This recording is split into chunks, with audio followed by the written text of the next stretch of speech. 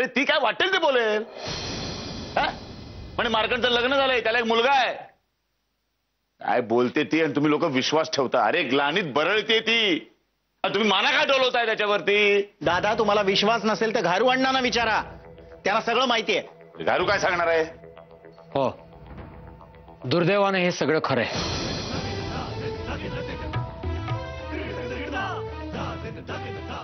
म्हणजे मार्कंडने लग्न केलंय. हो, राणी दीक्षितची, आणि त्यांना एक मुलगाही आहे. नाही नाही, माझा मार्कंड असं करू शकणार नाही. माझा विश्वास नाही बसत या सगळ्यावरती. अरे मार्कंडनेच सांगितलं मला.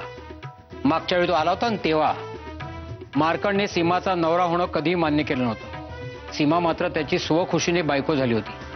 खरं म्हणजे मी तुला हे केव्हाच सांगितलं असतं, पण सीमाने शपथ घातली होती म्हणून मी नाही सांगितलं. नाही, माझा याच्यावर विश्वासच बसत नाहीये.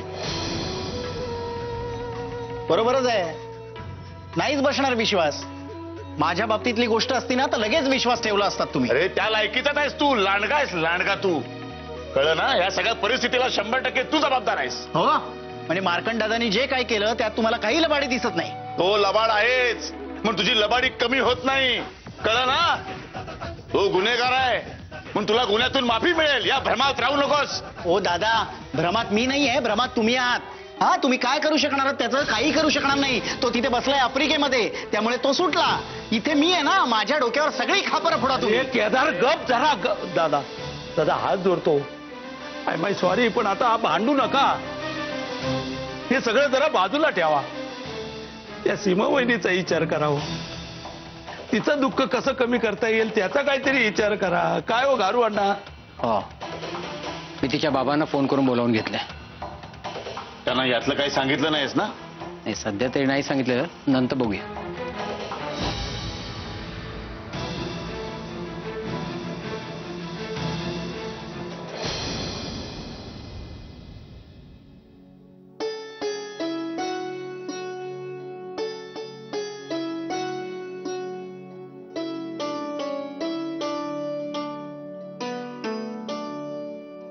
सीमावाहिनी, आता काळजी करायचं काही कारण नाही. तू लवकर बरी होणारस, सगळं नीट होणार. सौरभ, मला इथून लवकर घेऊन चल. मला आता इथे क्षणभर सुद्धा थांबायचं नाहीये. नाही सीमावाहिनी, तुला विश्रांतीची गरज आहे अजून. तू लवकर बरी हो म्हणजे आपण जाऊ ना घरी.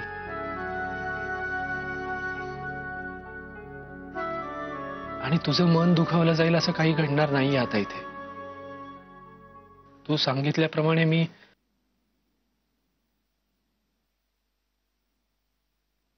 सगळे संबंध तोडलेत राधाशी. आणि तुला डिस्चार्ज मिळेपर्यंत तिनेही रजा घेतली हॉस्पिटलमधून. ती या हॉस्पिटलमध्येच येणार नाही.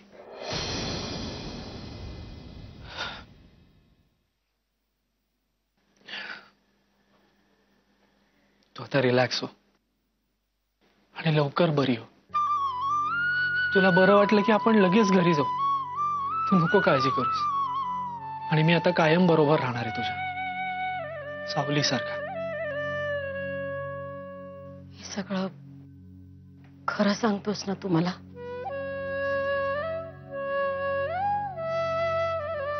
अगदी खरं.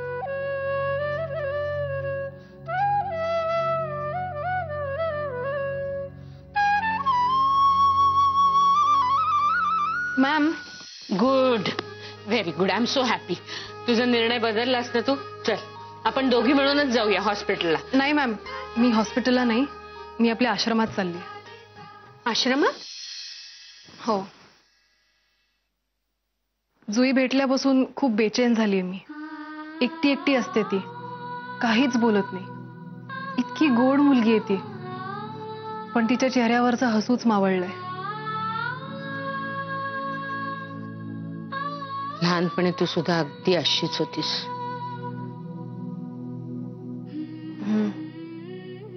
म्हणून तर तिला बोलतं करायचा प्रयत्न करते मी, पण ती काही रिस्पॉन्सच देत नाहीये. एक सुचवते तुला, बघ पटलं तर. तू तिच्याशी डॉक्टर राधा म्हणून किंवा राधा मावशी म्हणून बोलत असशील, पण आज छोटी राधा हो, तिच्या वयाची होऊन तिच्याशी बोल, फरक पडेल तुलाही. Okay, thank you. आय ट्राय दिस. जाते. काय जाते काय? ब्रेकफास्ट केला का आणि गोळ्या घेतल्या का? तुझ्या बरोबर बाळाची पण काळजी मीच घ्यायची ना. हो, व्यवस्थित खाल्लंय मी. दूध, मटकी, केळं असं हेवी ब्रेकफास्ट केलाय. आणि हो, मल्टीव्हिटॅमिन सुद्धा घेतली. इन शॉर्ट काय, सई मॅमने प्रिस्क्राईब केलेलं आणि टेबलवर सगळं व्यवस्थित मांडलेलं सगळं खाल्लंय मी. आय लव्ह यू बच्चा. मॅम, सीमाबाईंची तब्येत कळवा मला. निघते.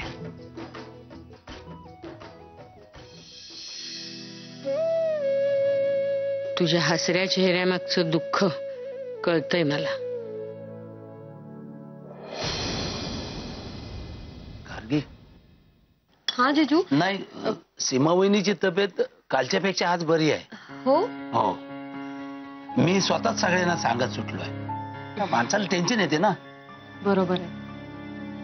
तुला सांगतो गार्गी ना, माणसाला टेन्शन नाही पाहिजे, कुणालाच कसला टेन्शन नाही पाहिजे. हे अगदी खरं आहे जिजू. टेन्शन असलं ना की खूप घाबरल्यासारखं होतं. होय ना. मी सुद्धा यातून गेले, त्याच्यामुळे मला कळू शकतं हे सगळं. होय होय, मी आपला माझ्या टेन्शन मध्ये. जिजू, घरातले सगळेच टेन्शन मध्ये आहेत. म्हणून तर सकाळचा चहा सुद्धा मला स्वतःलाच करून घ्यावा लागतो. नाही, माझा टेन्शन जरा वेगळाच होता. काय, तुम्हाला कसलं टेन्शन आहे? नाही, मला टेन्शन नाही, पण काय आहे गार्गी, मला 10,000 रुपयाची गरज होती.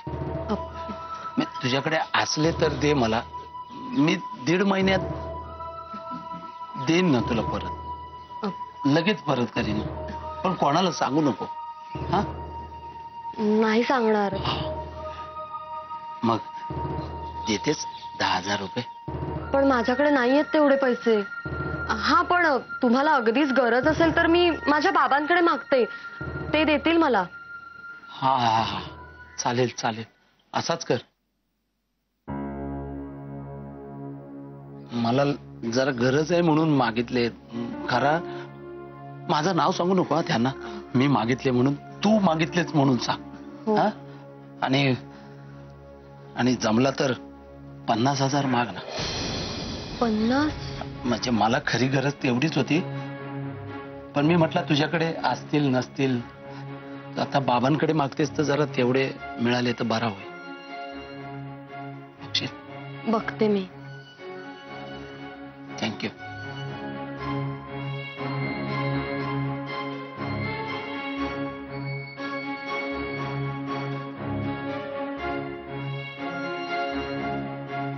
अहो घारवणा, ह्या सगळ्या प्रकारामध्ये राधावर केवढा मोठा अन्याय होतोय.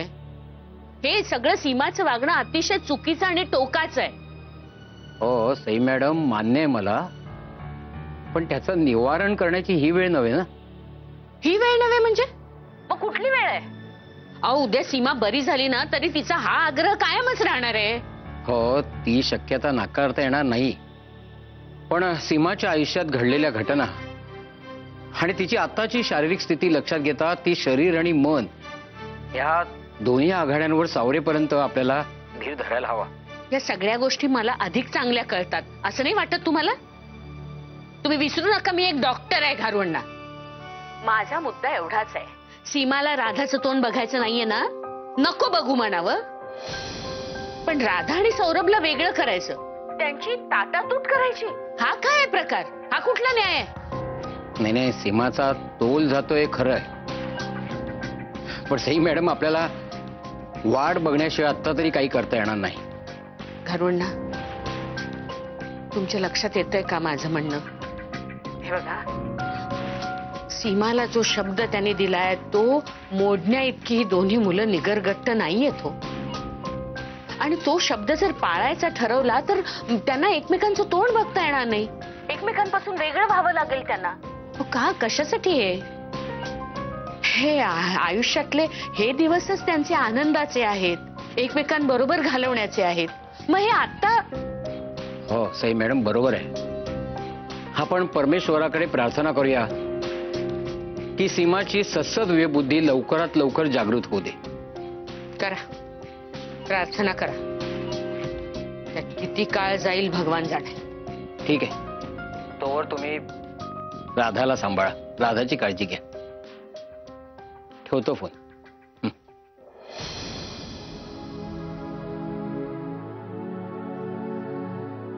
तोवर राधाला सांभाळा म्हणे.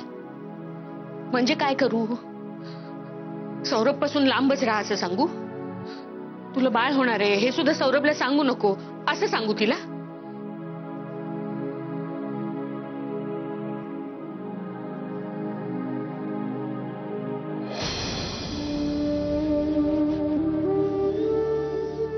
सौरभ, यापुढे राधाशी काही संबंध ठेवायचा नाही. तू तिला भेटायचा नाही, तिला बघायचंही नाही. मान्य आहे मला सीमा, आणि मी तू म्हणशील तसंच करीन. मी नाही भेटणार राधाला. हे आता माझ्या समोर बोलतोयस, पण माझ्या मागे जाऊन तिला भेटलास ना तर मी तुला सौरभ सांगून ठेवते, माझ्या जीवाचं काहीतरी बरं वाईट करून घेईन.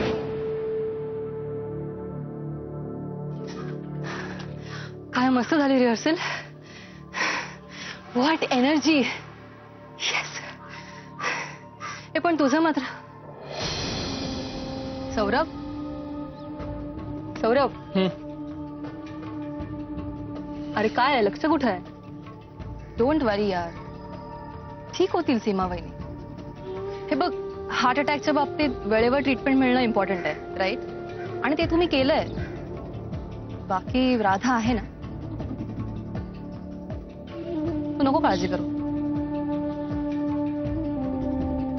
नाही, राधा नाहीये रिया.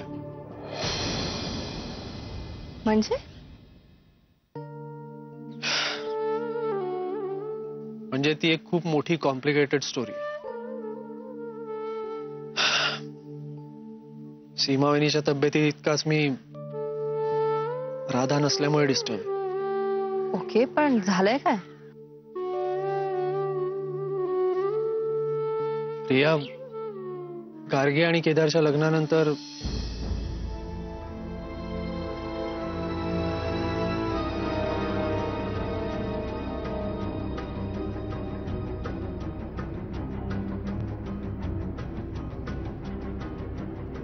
आणि सीमावहिनीने अशी विचित्र शपथ घातल्यामुळे राधाची कोंडी झाली.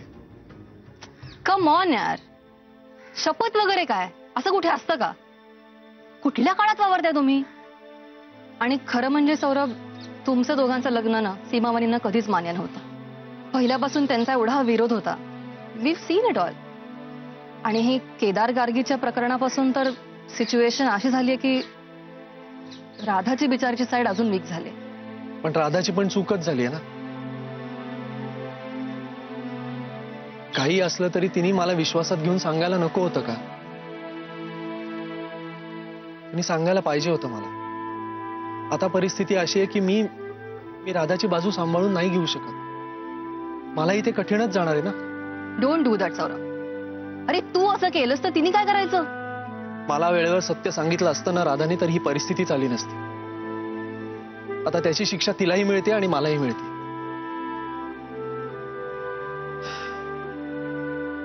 पण आता ते महत्वाचं नाहीये. आता सीमावहिनी वाचणं हे आमच्यासाठी जास्त महत्वाचं आहे.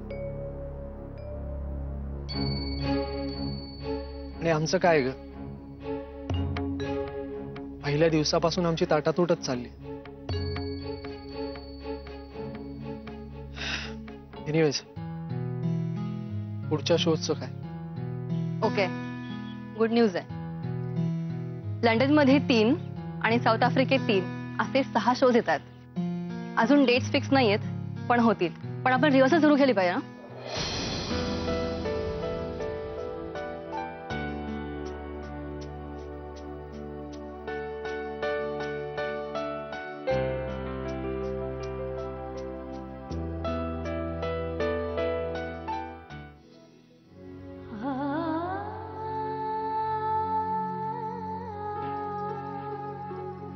बरं वाटतंय ना आता? बरं वाटतंय. काय ग सीमा, घाबरवून सोडलं अगदी. आणि हे सगळे तुला हॉस्पिटलमध्ये घेऊन आले आणि फोन उचले नात ग. काळजीने मेलेच होते बघ मी, पण आता तुला पाहिलं आणि खूप बरं वाटलं मला. लवकर बरी हो. हा, घरी सगळं कसं चाललंय? हो बरी आहे ना? सगळं तुझ्या एकटीवर पडत असेल नाही? हे बघ सीमा, तू आता तिची काळजी करू नकोस. रंजू आहे ना तिकडे, ती बघून घे. आणि गार्गी आहे की तिच्या मदतीला, काय ग? गार्गीचा काय उपयोग? तिला कुठे काय येतं राधासारखं.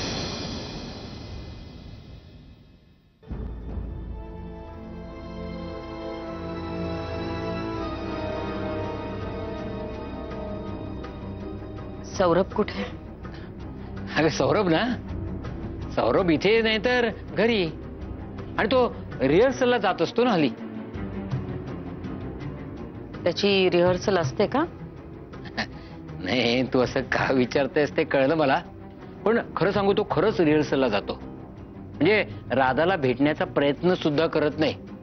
आणि मला माहिती आहे ना, त्याप्रमाणे राधा सध्या मुंबईतही नाहीये. त्यामुळे तू उगाच जास्ती स्ट्रेस घेऊ नकोस. तू दिलेला शब्द ते पाळतायत दोघे. सीमा, तू आता बाकी कशाकडे लक्ष देऊ नकोस. तुझी तब्येत सांभाळ आधी. आणि हो, तुझ्या बाबांनाही फोन केला होता मी. त्यांना सांगितलंय तुम्ही इथेच या म्हणून. ते आले, तुला दिसले की तुझं अर्ध दुखणं जाईल. बरोबर ना, काय रंजू?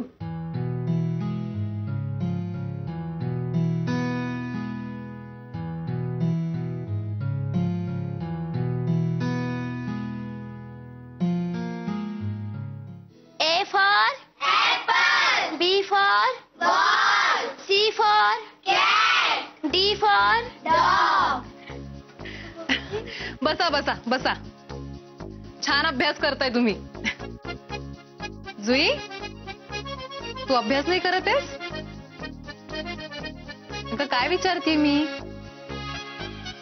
बरं बस खाली. बस बस. आता मी तुमचं एबीसीडी घेते. हा, A for Apple, B for ball, C for cat, D for dog, E for elephant, F for fish, G for goat. Goat नाही, जी फॉर गो. आणि पी फॉर प्ले. पळा बाहेर जाऊन खेळा. जा जा जा. Yay!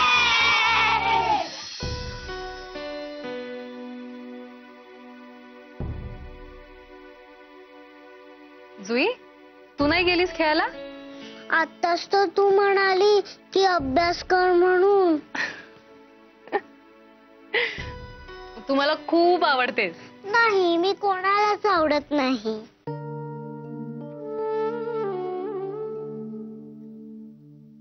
असं आपल्याला वाटतं. मलाही असंच वाटायचं माझ्या लहानपणी. डिट्टो तुझ्यासारखं. तू पण आवडत नव्हतीस कोणाला लहानपणी? हो, मला माझ्या सरिताईनी तेव्हा घरातून बाहेर काढलं होतं. मला तर राहायच नाहीये.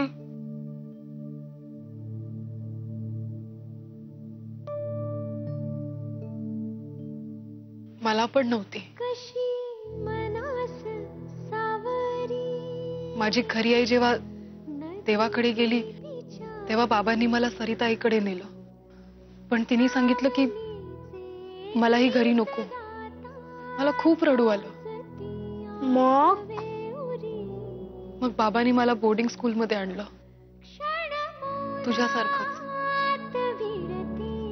पण मला घरी राहायचं होतं त्यांच्या बरोबर. पण ते मात्र मला तिथे सोडून निघून गेले.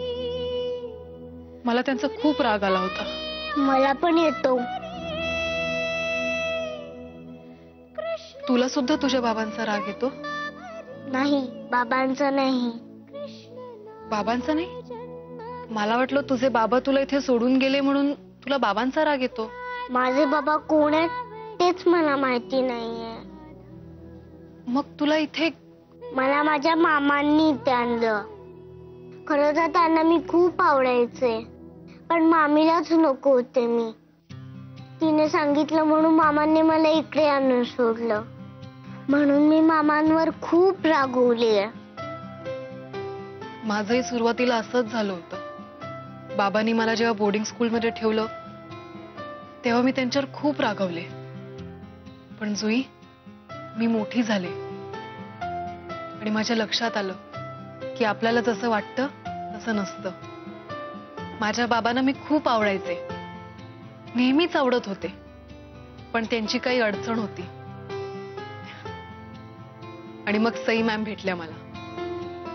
त्याच माझ्या आई झाल्या, बाबा झाल्या, टीचर झाल्या, सगळं काही झाल्या. असं होऊ शकतं?